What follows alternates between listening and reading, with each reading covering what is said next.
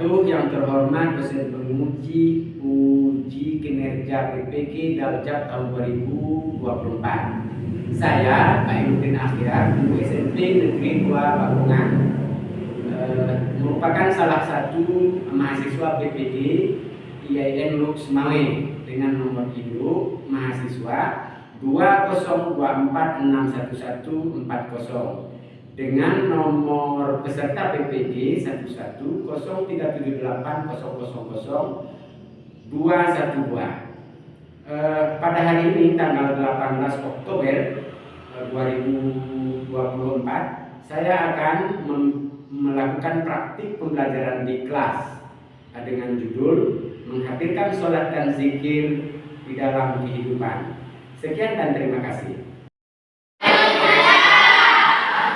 Bersiap, beri salam.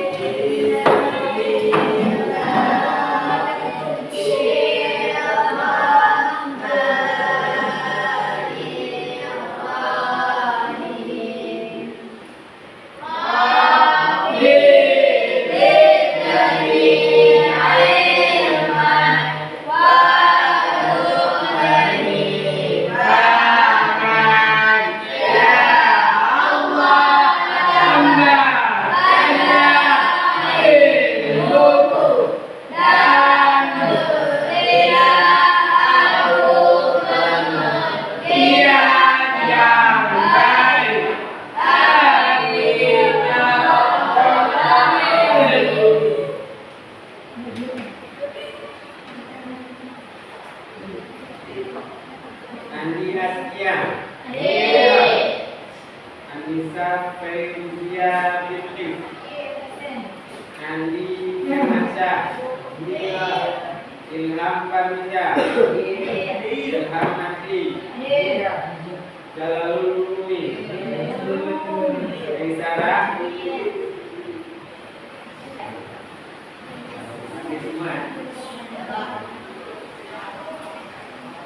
Nah, materi kita hari ini adalah apa kemarin? Adalah menghadirkan sholat dan zikir dalam kehidupan.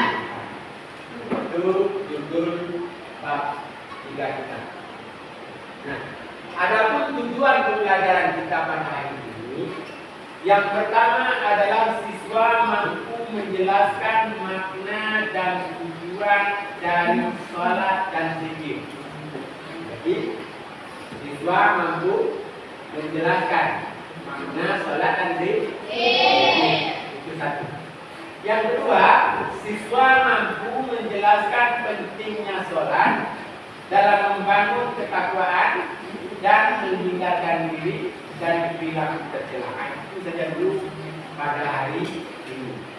Sisanya nanti kita akan sambung pada pertemuan berikutnya. Kita awali dengan sholat. Apa pengertian sholat? Ada yang tahu? Apa? Serangkaian gerakan dan bacaan yang dimulai dari takbir dan diakhiri dengan salam. Jadi sholat itu adalah rangkaian kegiatan, rangkaian gerakan dan bacaan dimulai dari takbir. Itu apa namanya? Sholat. Kemudian berikutnya zikir. Apa itu zikir? Nah, apa? Mengingat. Mengingat apa? Mengingat. Jadi zikir itu secara bahasa artinya mengingat. Zikrullah itu maknanya mengingat Allah. Sebenarnya zikir itu bukan hanya itu. Siapa ada baca semalam? Ada berapa bacaan zikir? Hah? Zikir lisan. Nah, zikir lisan itu bagaimana? Contohnya? Subhanallah. Ya kan? Biasanya kan? Alhamdulillah. Apa lagi? Itu zikir apa namanya? Nah, zikir yang kedua. Zikir kalbi. Zikir tadi itu zikir apa? Zikir. Yang ketiga zikir apa? Zikir fikir. Nah, zikir fikir itu bagaimana? Ayo, bagaimana? Bagaimana mengingat Allah dengan pikiran? Nah, ayo. Bagaimana? Bagaimana? Mengakui kebesaran Allah dengan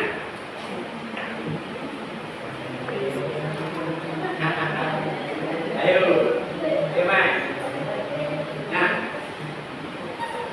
sebenarnya mengingat Allah itu bukan hanya dalam masjid. Kemanapun kita pergi, kita mesti ingat. Kenapa? Supaya kita menjadi baik. Mengingat Allah dengan zikir fikri ini, dengan melihat alam semesta, dengan berpikir seperti itu, ketika melihat semua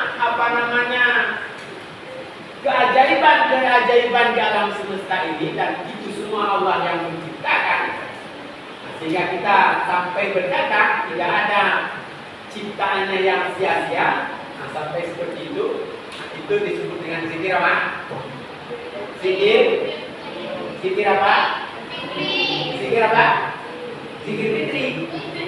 Bukan zikir fikri. Nah, itu pengertian salat dan zikir. Oke. Berikutnya ada ayat Al-Quran yang mengenai tentang salat. Cara, mereka baca depan. Dari kamu, boleh ya? Next.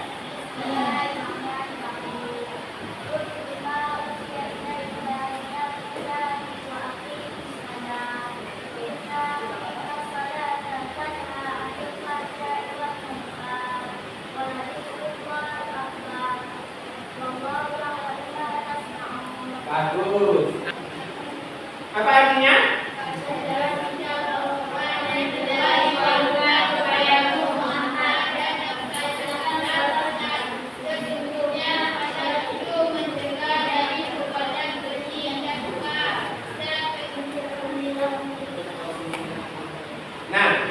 Inti dari ayat ini, salat itu mencegah perbuatan keji dan mungkar.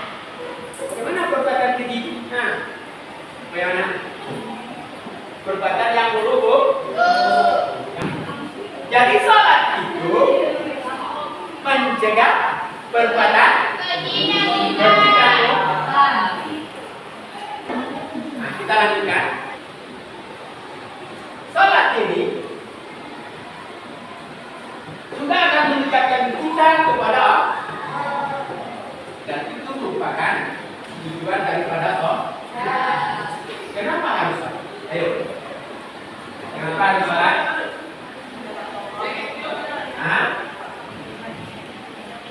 Karena salat itu wajib. Kenapa harus salat? Ayo.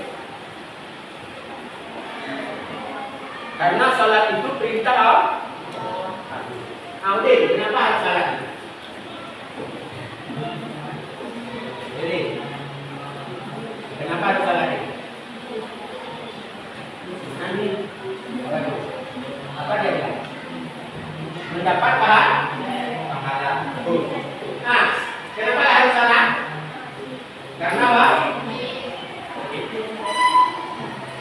Ada yang mengatakan kita salat itu karena itu perintah Juga memang ya, ada yang mengatakan sholat itu wajib. Wajib itu apa?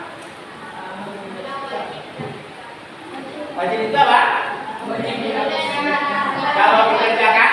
Kalau ditinggalkan? Dosa itu apa? Karena kita takut dosa, maka itu juga boleh. Nah, tadi katanya ini dapat pahala.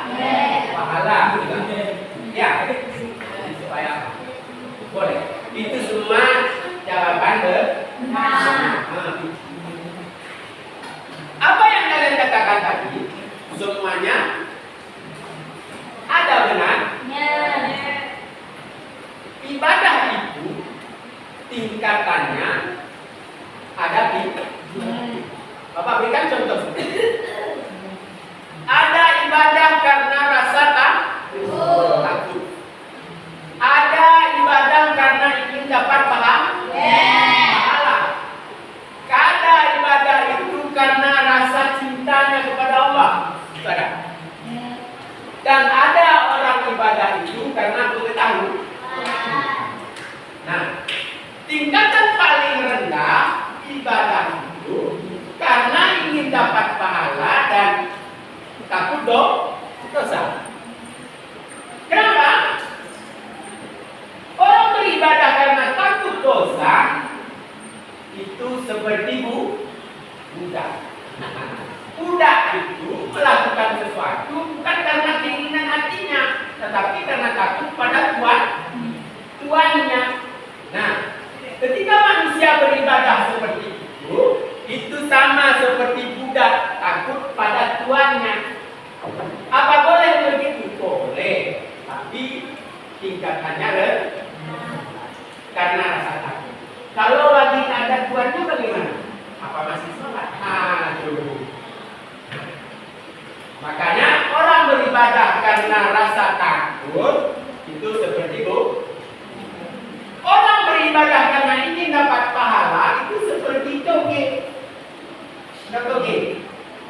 Nah, di DKI ini ada berapa orang berdiri? Banyak. Nanti mau sebutkan siapa? Oke? Oke Wahid. Oke Solo. Oke Sicat. Siapa lagi? Nah, biasa. Oke Sio. Itu toge yang dia pikirkan tahu kalian apa? Laba. Ini bagaimana supaya bisa laba? Ini bagaimana supaya banyak ada ruginya? Nah, orang yang beribadah karena ingin mendapatkan pahala seperti itu. Ini dapat abada. Kalau ada pahala bagaimana? Apa mau masih menyembah Allah? Nah, jadi ibadah karena pahala dan rasa takut itu tingkatan ibadah paling rendah. Apa nggak boleh? Boleh. Nah, tingkatan kedua ibadah itu karena rasa cinta. Cinta itu tahu bagaimana? Kalian belum tahu, kadang asing juga.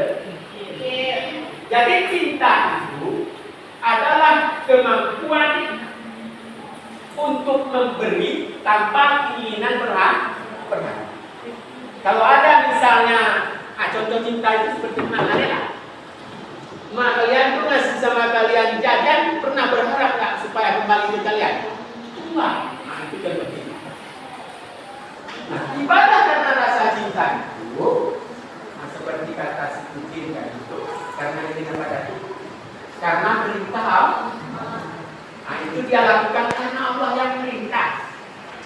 Apapun dia lakukan, asal Allah senang. Nah, itu seperti yang dikatakan oleh Udin. Salat seperti yang dikatakan oleh si Udin itu levelnya tingkat. Dia lakukan asal Allah senang. Dia tak peduli apapun asal Allah senang sudah. Begitu cintanya kepada Allah. Ada orang yang seperti itu, seperti misalnya kalau dalam tokoh-tokoh terkenal itu, seperti Sufi, para ahli Sufi, misalnya seperti Rabi Ahmad Dahlia. Pernah dengar saya dengan bagaimana? Sering kita dengar di masjid. Ilahilah ya. Nah, siapa bisa? Siapa bisa untuk melanjutkan syairnya itu? Jadi, silakan. Ingat. Nah, coba semua kalau penanya satu dari kamu lah.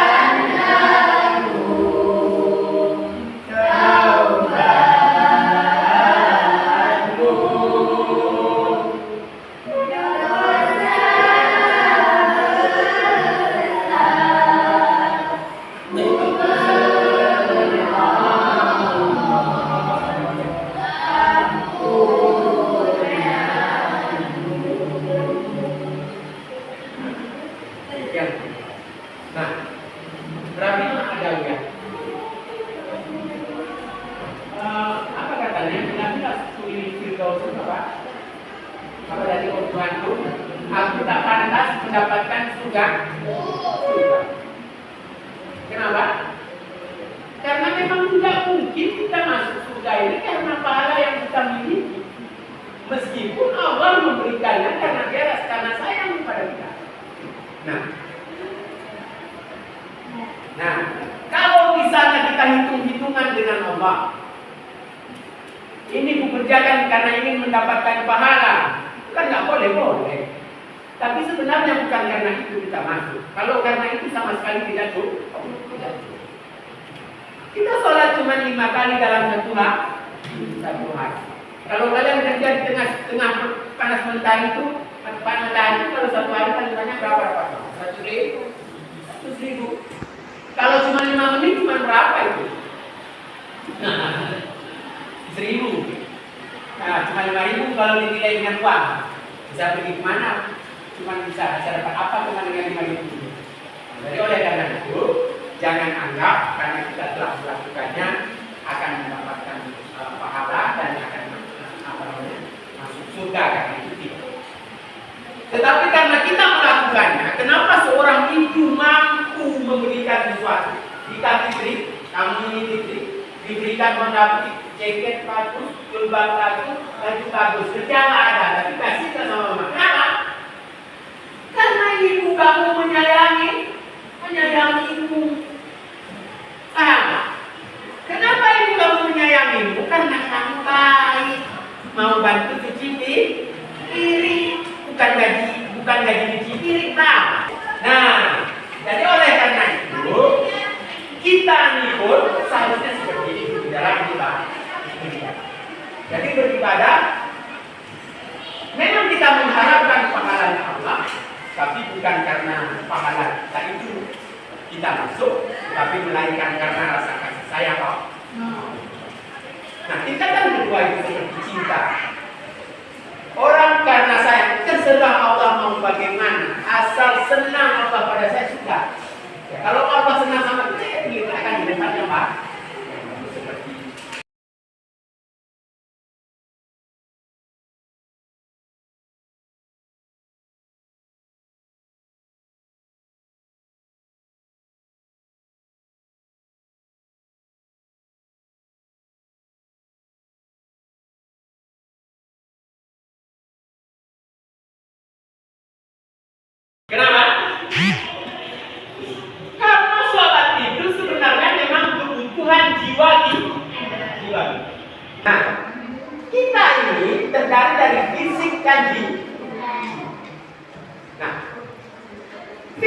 ini baru dia senang kalau kebutuhan fisik itu dia dapat. Nah, kebutuhan fisik kamu kira-kira apa? Ayo. Resiko. Makanya menunjukkan sama kau. Nah, apa kebutuhan fisik? Nah, kebutuhan badan kita itu apa? Ayo, apa? Makan. Apa lagi? Minum. Nah, apa lagi?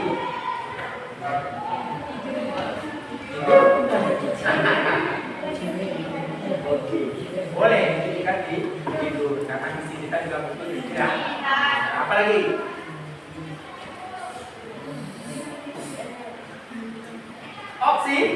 Oksigen. Kamu kalau tidak tutup mulut kita yang masuk oksigen, coba putar. Baru 5 menit saja oksigen tidak ada. Mau seperti itu. Tuh. Jadi itu kebutuhan fisik. Kalau fisik ini tidak mendapatkan, itu dia akan menderita.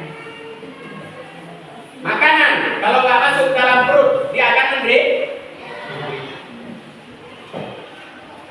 Badan ini kalau nggak dikasih air, kalau nggak makan 7 hari kita masih tahan. Kemudian kalau nggak makan 7 hari masih hidup. Tapi kalau nggak minum, itu 3 hari bisa wassalamualaikum. Nah, jadi oleh karena itu kebutuhan fisik. Kalau umpamanya kebutuhannya tidak kita penuhi, kebutuhan fisik itu kita akan berita lapar, ya kan? Haus, atau kebutuhan matanya nggak bisa tidurkan dia, ngantuk, apa lagi? Nah, jadi itu semua harus terpenuhi. Salat itu kebutuhan jiwa. Zikir itu kebutuhan jiwa. Sama seperti badan membutuhkan makan. Nah, ketika orang mengingat Allah, itu jiwa kita akan tenang. Sama seperti perut kita tenang karena dapat es jagung di hari Selasa. Es jagung di hari Selasa enggak? Atau ketika dapat nasi goreng yang kawan nasinya daging muda. Nah, seperti itulah rasanya kalau misalnya jiwa ini mendapat ingat kepada Allah. Pertanyaannya, kenapa kita bisa senang kalau ingat Allah? Dan sebenarnya kebahagiaan tertinggi manusia itu adalah ingat pada Allah.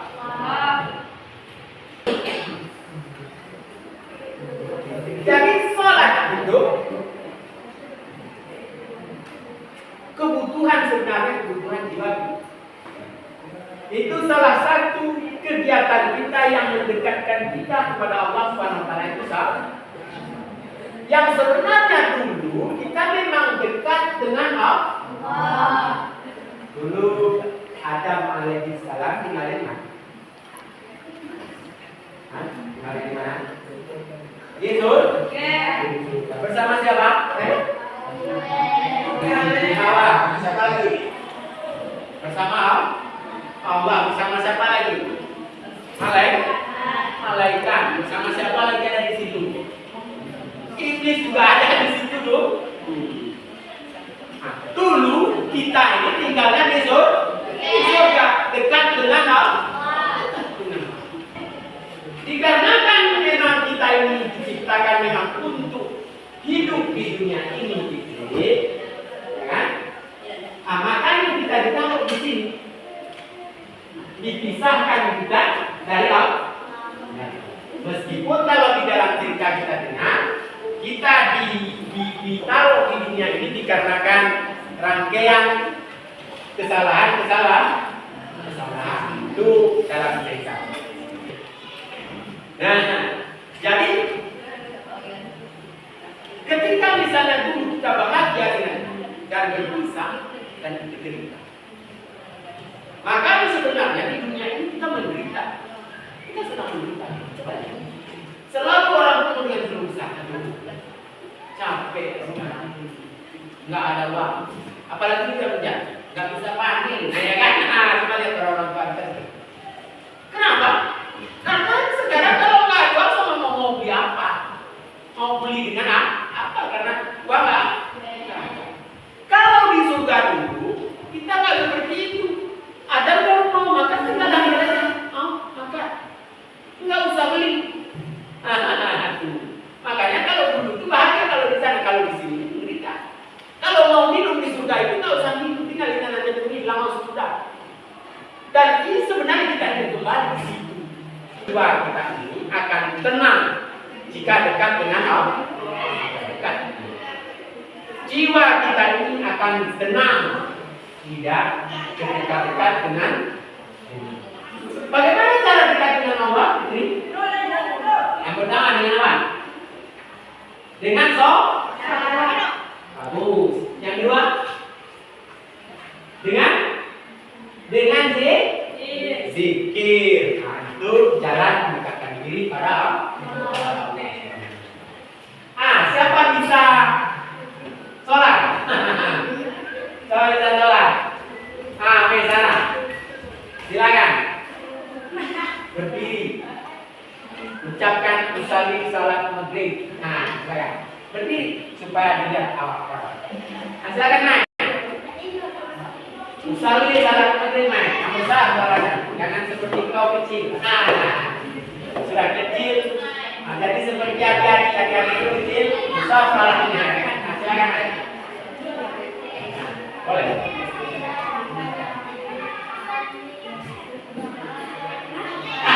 Jangan takut.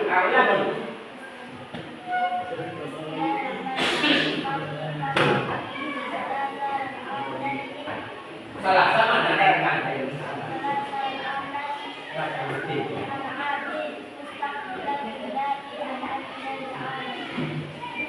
Coba baca doa iftitah. Merah.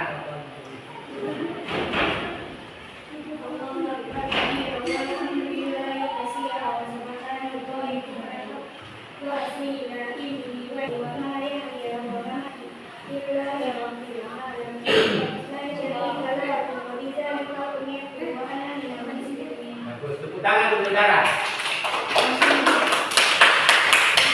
Ya, siapa bisa baca tahiyat akhir? Nah, kalian mudah sama-sama semuanya 1, 2, 3 mulai.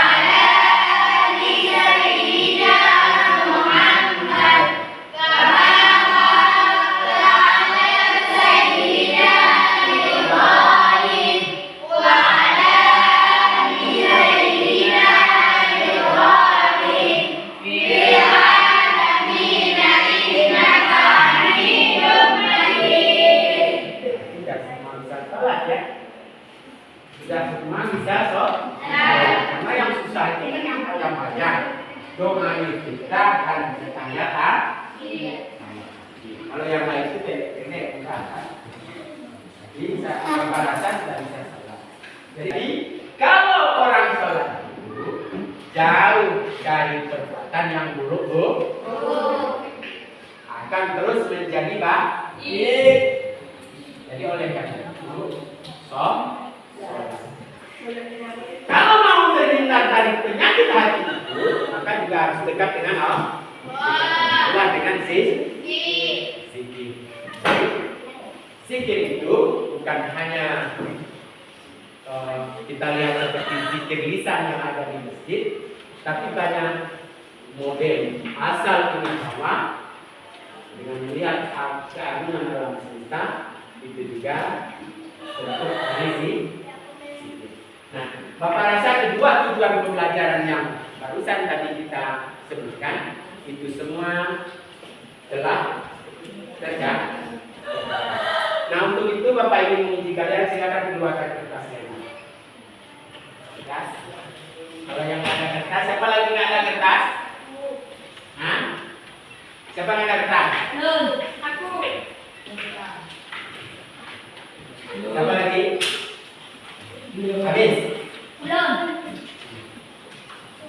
Habis? Oke. Sekarang tulis nama 2 menit. Jangan lama.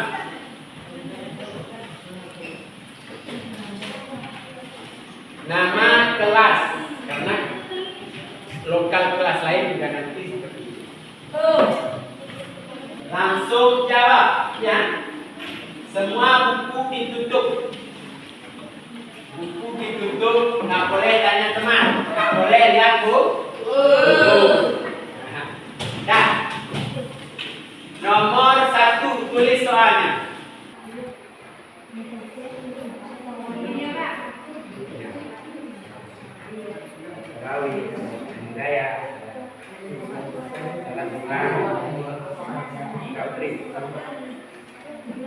Nah, ini nama kamu nih, Putri. Nanti nggak ada nilainya, nggak sampai nulis, nggak ada nilai. Nah, udah selesai semua. Ya. Jadi Bapak lihat bisa semua, alhamdulillah, hampir bisa semua. Jadi 2 tujuan pembelajaran kita, alhamdulillah, telah tercapai. Yang pertama kita mengerti apa? Definisi salat dan zikir. Yang kedua tadi apa? Kita mampu menjelaskan pentingnya salat dan zikir. Nah, minggu depan kita akan lanjutkan di tujuan pembelajaran berikutnya. Dan Bapak lihat hasil belajar hari ini, syukur alhamdulillah telah tercapai dengan baik, meskipun dengan keadaan yang barangkali agak kurang baik. Nah, syukur alhamdulillah para Bapak rasa ini saja pembelajaran kita pada hari ini. Bapak akhiri, assalamualaikum.